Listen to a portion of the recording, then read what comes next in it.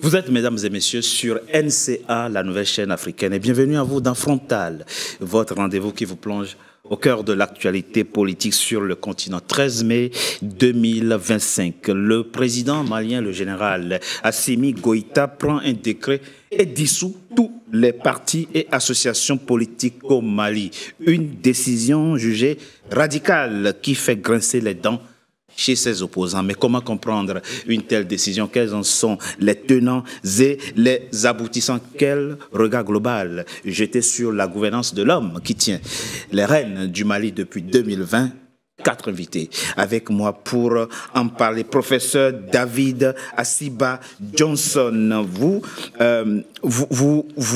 ne cachez pas votre soutien aux dirigeants de l'AES dont vous approuvez totalement la gouvernance. Mais on en parle en détail dans cette émission. Merci, professeur. Merci d'avoir accepté notre invitation. Mahmoud Kale, vous êtes, vous, docteur en droit privé, chargé d'enseignement à l'université Paris et Nanterre. Vous êtes extrêmement critique vis-à-vis du pouvoir malien qui, selon vous, a enterré la démocratie. Vous n'avez qu'un seul souhait, que les militaires quittent rapidement le pouvoir. On en parle en détail au cours de cette émission. Merci. Merci de m'avoir invité. Merci d'avoir accepté notre invitation. Tiambel Bayara, vous êtes journaliste, analyste politique, directeur de publication de La Voix du Mali. Merci à vos confrères d'avoir accepté notre invitation pour parler de votre grand et beau pays, le Mali. Merci de cette invitation. Abdoulaye Iba, vous êtes le président de l'association Intégrer, Développer, Agir, secrétaire général de l'association APSM, Alliance patriotique pour la souveraineté du Mali. Vous êtes par ailleurs membre de la société civile malienne. Merci à vous, M. Ba. Merci de m'avoir invité. Notre invitation. Commençons par vous, professeur. Oui. Vous dites comprendre totalement que le président malien, le général Assimi Goïta, ait pris la décision de dissoudre les partis politiques, les associations à caractère politique au Mali. Qu'est-ce qui nourrit chez vous cette approbation, professeur? Le Mali est en situation de crise, et plus exactement en situation de guerre. Lorsqu'on est en situation de guerre, il y a un devoir des partis politiques d'être patriotes d'abord. C'est ainsi que je vois la chose. Nous n'avons pas encore résolu le problème de la stabilité, effectivement, de la sécurité de la nation. Et on sait très bien quelle est l'attitude des partis politiques devant cette situation.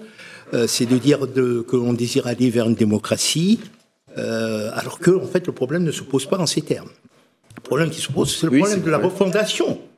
C'est d'abord le problème de la stabilité en fait, du territoire, n'est-ce pas, d'en finir avec ce qu'on peut appeler les terrorismes, et à partir de ce moment-là, commencer à projeter par la rédaction de nouvelles constitutions qui permettraient effectivement de pouvoir travailler pour revenir dans une situation normale. Pour l'instant, n'est-ce pas, on est dans une situation crisistique. Lorsqu'on est dans une situation crisistique, le devoir des nationaux, c'est d'être patriotes. Et donc la position, en fait, du chef de l'État, à mon sens, se fonde essentiellement pour éviter, en fait, des troubles dont on peut faire l'économie. L'activité politique des partis politiques va à l'encontre de la refondation. Absolument. Il y a plusieurs manières de pouvoir procéder. Vous savez, si vous regardez les partis politiques en Afrique, quelle est leur valeur ajoutée, en toute sincérité? Vous n'en trouvez pas. Très rapidement, vous êtes catégoriquement contre la décision du président malien. Le professeur dit, nous sommes à une phase de refondation du Mali, on peut faire économie des activités politiques, des partis politiques. Mais la refondation ne justifie nullement la dissolution des partis politiques. Au contraire, la présence des partis politiques devrait être une opportunité pour aller vers la refondation. Les partis politiques font des propositions pour qu'on puisse s'en sortir de façon juste et légale. Et à partir du moment où on dissout les partis politiques, on se réserve le droit à la parole. Nul d'autre ne doit parler à part nous. Et pour moi, ça c'est illégal et ce n'est pas juste. Tous les Maliens doivent être inclus dans les décisions qui concernent le Mali. La dissolution des partis politiques est illégale et aucunement justifiable au regard de la constitution malienne qui a été adoptée par cette même transition. Et c'est ça les problèmes. Moi, je pense que le patriotisme ne rime pas nécessairement avec la voie unique. On ne peut pas être le seul à avoir le monopole de la discussion. Et cette transition va du jour le jour vers le monopole de la parole. Tous ceux qui sont tentés de donner une voix discordante, dissidente, sont réprimés, sont empêchés de parler. Et ce n'est pas comme ça qu'on réfonde un pays. Il faut nécessairement donner la parole à tout le monde pour qu'on puisse faire des propositions justes et profitables pour le Mali. Tiabel Gimbayara, très rapidement, comment comprendre qu'on passe de suspension des activités des partis politiques il y a un an à leur dissolution totale cette année? Qu'est-ce qui a nourri chez le pouvoir malien, selon vous, cette volonté d'en finir totalement avec les partis politiques et autres associations? Merci de cette question. Moi, je ne prends pas la question sous la forme de dissolution des partis politiques. Je crois que dans le contexte malien, dans le cadre malien, ce qui est bien saillant, c'est de penser à un bilan de la gestion des partis ou du mouvement démocratique en quelque sorte. Et ce bilan se fait dans un contexte un peu critique et malheureusement de crise et de déchirement. Et c'est ce que je regrette pour mon pays. Il y a un précédent, parce que toutes les forats qui se sont succédés au Mali, des assises nationales de la refondation, vous savez bien qu'avant cette étape, on est l'un des rares quand même, j'étais l'un des rares à défendre le régime en son temps, l'État en son temps, la continuité, d'éviter à ce qu'on nous expose à une situation de non-retour. Malheureusement, on n'a pas été entendu, on a même été mis en minorité, pris à part, et on en a souffert durement. Mais aujourd'hui, nous sommes devant un fait. Quand on s'en prend, ce sont malheureusement les propres enfants, les fils de la démocratie qui ont tué la démocratie, qui se sont pris à la démocratie, qui l'ont renversée et qui l'ont abattu par terre et qui l'ont laissé giflant. Et dans une situation de crise, quand les militaires reviennent au pouvoir dans ces conditions-là, eh bien, il faut d'abord fonder ces décisions par des rencontres. Et s'il n'y a pas de voie démocratique, si la démocratie qui était sous le régime d'Ibrahim Boubacar Keïta, qui avait besoin de quelques mois, de quelques années pire pour finir, passer démocratiquement la main, a été empêchée de le faire, et qu'on est dans une période exceptionnelle, et cette exception-là, il va falloir refonder. Et ça, le bilan de la démocratie s'impose. Le bilan de la gestion des 30 années de la démocratie s'impose. Et ça se fait malheureusement avec un régime d'exception, une transition courte hier, mais on n'en a jamais connu de transition longue. Ça s'est fait avec des hommes et des femmes qui ont vécu ça sur le terrain autrement, sur le plan sécuritaire. Ils se retrouvent devant les affaires, ils ne vont pas malheureusement gérer comme les démocrates, ils ne vont pas malheureusement gérer comme des civils. Et ça, il faut compter avec cette vision, il faut compter avec cette réflexion, au lieu de faire table rase du passé et d'écarter ça de main de revers avec la force. Mais de là exclu complètement du champ politique. Les partis politiques, vous pouvez comprendre que ça puisse heurter. Ça peut ne pas être accepté, ça peut ne pas être compris. Ça peut même être contesté, mais contesté légalement, contesté autour de la table, contesté avec le débat, avec le dialogue, contesté non pas par sa simple vision. Autant les régimes, ceux qui défendent la démocratie aujourd'hui sont dans une quête irréversible. On n'a connu qu'une seule révolution, celle de mars 91. Mon ami Abdoulaye Baye en est témoin vivant de cette révolution de mars 91. Mais ça ne sert à rien chaque 10 ans, chaque 5 ans de réinventer une nouvelle révolution. Il n'y en a qu'une seule, celle de mars 91. Elle est unique. Alors là, si on fait le bilan de la gestion de ces 30 ans de démocratie, et si ce bilan n'est pas fait avec ceux qui ont géré ce pays pendant des années, il va falloir de soi qu'il y a des gens qui ne soient pas d'accord, qui soient critiques, très critiques et même sévères contre ce régime-là. Mais il faut le défendre. Il faut le défendre en argumentant, il faut le défendre en étant présent, il faut le défendre en usant du verbe, en usant du dialogue et non de l'exclusion, de l'exception ou du discours. Autant la transition ne doit pas se fermer dans cela et être inclusive, autant c'est ceux qui défendent aujourd'hui le mouvement démocratique doivent également entendre une voix dissonante. Abdoulaye Ba, vous êtes membre de la société civile. Okay. Le débat vous interpelle aussi. On est en train de parler du Mali, votre bien commun à vous tous. À plus d'un titre, ça m'interpelle. Moi, je pense que dès le départ, cette transition a été faussée par du mensonge, par des faux calculs. J'ai dit ça, je m'explique. Parce que, à mon avis, on parle toujours de régime d'exception. Pour moi, l'exception aurait voulu qu'au lendemain d'août du 20 août ou du 18 août 2020 qu'ils suspendent déjà la constitution existante. En ce moment, on n'aurait pas parlé de partis politiques ni rien. Donc, en ce moment, la refondation tant souhaitée pouvait bien démarrer. Mais du moment où ils ont laissé la constitution du 25 février 1992 et les partis politiques qui sont cités en son article 6, si je ne m'abuse, voilà. Donc après, ils ont, en 2023, au mois de juillet 2023, ils ont fait voter une nouvelle constitution. Par référendum. Par référendum. Et les mêmes principes de multipartisme, le rôle fondamental des partis politiques, est dans cette constitution, en son article, je pense, 4 ou quelque chose. 185. 185. Donc du coup, on vient du jour au lendemain, en un claquement de doigts, dissoudre les partis politiques. C'est comme si la crise malienne, là, elle avait commencé aujourd'hui. Alors qu'il fut un temps, et moi je me rappelle bien, l'APSM dont je suis le secrétaire général, on a été créé parce que les 2 tiers du pays ont été envahis par les narcos djihadistes en 2012. Donc on a décidé de créer cette association pour défendre justement la souveraineté nationale. Et Tchambel en est témoin parce qu'on a organisé pas mal de forums ici. Bon, parlant des assises de la refondation, nous savons tous qu'au Mali, c'est des kermesses entre copains. Que 80 partis politiques ont boycotté, ça aussi, il faut le dire. Mais seulement. Il faut le dire. Oui, 80 partis politiques ont boycotté à l'époque avec juste raison aussi. Parce que c'était... Si vous boycottez je m'explique. Je m'explique. Bon, alors, allez, expliquez-vous. Je m'explique. Les délégués à ces assises-là, nous savons comment est-ce qu'ils ont été choisis. C'est les préfets qui choisissent les affidés. Si vous me permettez, j'aimerais ajouter que vous avez totalement raison. Parce que la vraie question qui se pose est celle de savoir pourquoi les 180 partis politiques ont décidé de boycotter la rencontre. Parce que les conclusions étaient connues d'avance. On savait ce qui allait être décidé. C'était pertinent. Ce boycott était justifié. Parlez dans le micro. Pardon. Le boycott était justifié. Les raisons sont là. Les conclusions étaient connues à l'avance. Donc pourquoi participer à une rencontre dont les conclusions sont connues à l'avance? Les partis politiques avaient totalement raison de boycotter cette rencontre. Juste un petit rappel. Au lendemain du coup d'État, quand il y a eu les concertations qui ont décidé de la durée de la transition. Je me rappelle très très bien.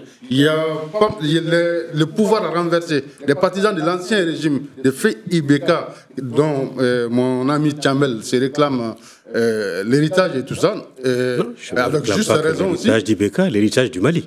IBK, c'était le Mali. Ouais, bon. Et n'empêche, chacun a sa lecture de sa gestion du pouvoir également. Parce qu'il fait partie du jeu démocratique aussi.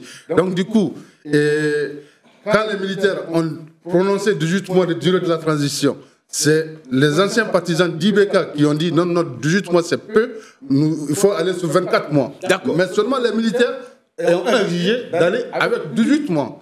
Ça, c'est les premières assises. Et nous savons aussi qu'il y a des voix très, très importantes qui sont sorties de ces assises-là pour dire nous avons passé 3 jours à travailler sur des documents, mais les conclusions qu'on a lues devant nous n'étaient pas celles travaillées par nous. Absolument. Donc, ça, c'est déjà une conclusion. Donc, le jeu était bien dès le départ. Dès le départ.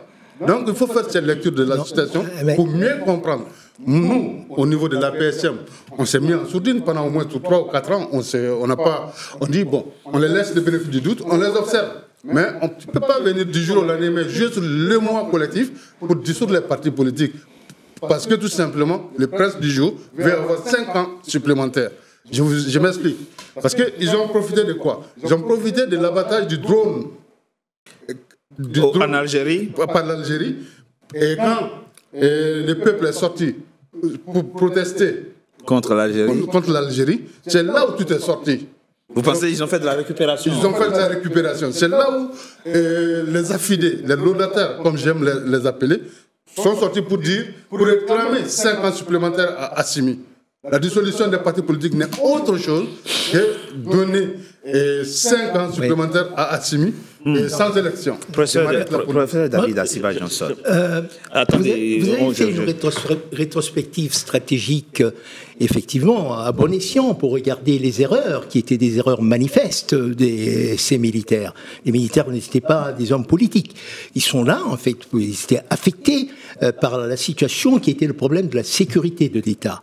Et ça, il ne faut pas le négliger, n'est-ce pas? Moi, je voudrais bien qu'on dise, on va parler de la démocratie, alors qu'on a un État qui est complètement inexistant, avec des problèmes de sécurité qui se présentent, etc. Il fallait résoudre ce problème-là immédiatement. Et on pouvait mettre en sourdine ces notions de parti, n'est-ce pas? Bon, par ailleurs aussi, il ne faut pas considérer que les militaires au passage ne sont pas doués de raison. Ce que le Gabonais a fait, Assimi Goïta était capable de pouvoir le faire. C'est-à-dire, en fait, dire nous allons aux élections et en fait se retrouver majoritaire, etc. Non, le problème n'est pas là. Le problème fondamental, c'est d'abord... Non, Goïta ne pouvait pas faire comme le Gabonais l'a fait. Parce qu'il y a des dispositions, oui, et dans la charte de la transition, et dans la constitution malienne. Non, vous n'avez pas entendu. Je n'ai pas dit qu'il devrait faire. Il aurait pu l'envisager. Ouais. Il aurait pu l'envisager s'il désirait peut-être conserver le pouvoir, n'est-ce pas? Mais je crois que ce qui est important, ne perdons pas de vue. Moi, en tant qu'Africain et en tant que stratège, je considère que le problème fondamental du Mali est l'unité territoriale, la sécurité et le maintien de la souveraineté. Si les gens désirent faire de la politique, nous aurons l'occasion de pouvoir faire de la politique. Et d'ailleurs, je vais citer quelque chose qui me paraît fondamental. Le professeur Cheikh Anta Diop disait la chose suivante: les hommes politiques ou les postes politiques doivent être transformés, n'est-ce pas, en des postes techniques. Parce qu'on pourrait se poser la question de savoir que ces hommes politiques, que font-ils? Pour l'instant, c'est le problème prioritaire, c'est le problème de la sécurité et la sécurité du territoire et le maintien de la souveraineté.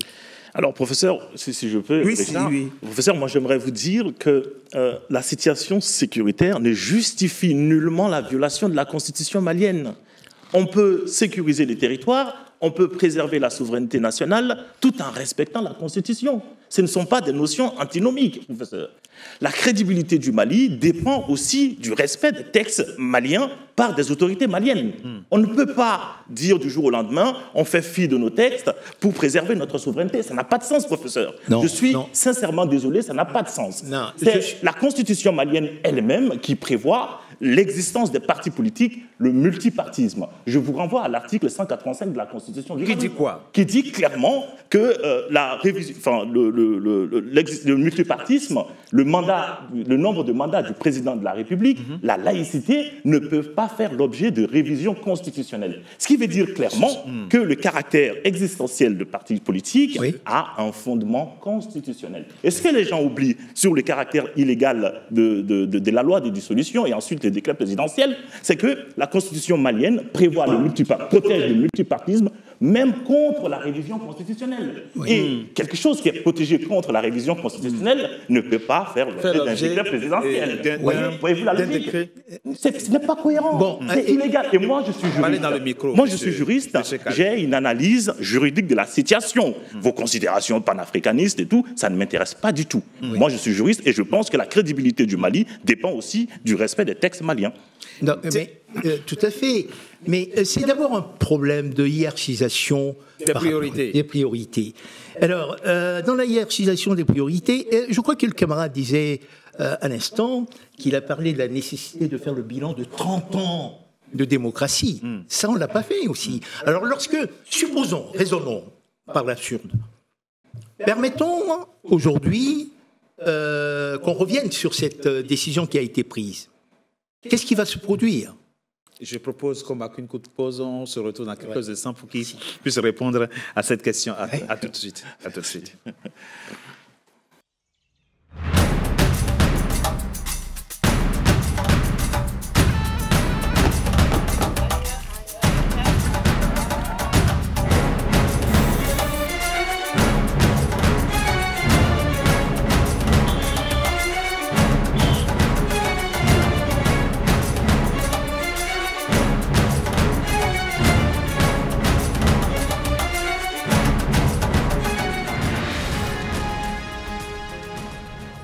NCA, la nouvelle chaîne africaine. NCA, the New African Channel.